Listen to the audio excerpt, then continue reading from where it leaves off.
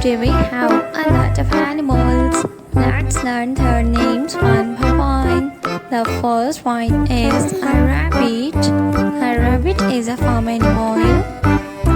A peacock. This is a peacock. A peacock. The next one is a tiger. A tiger is a wild animal. This is a tiger.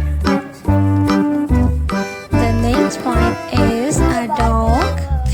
This is a dog. A lion. The next one is a rhino.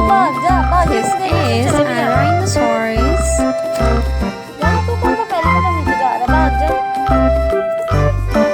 Elephant. This is elephant.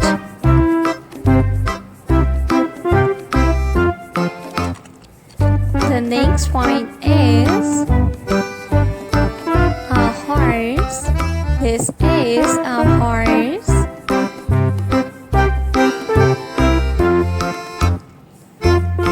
The next animal is a panda. A panda is a wild animal.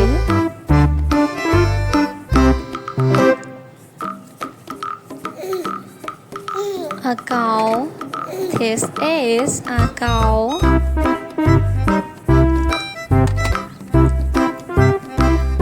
There are some farm animals and some wild animals.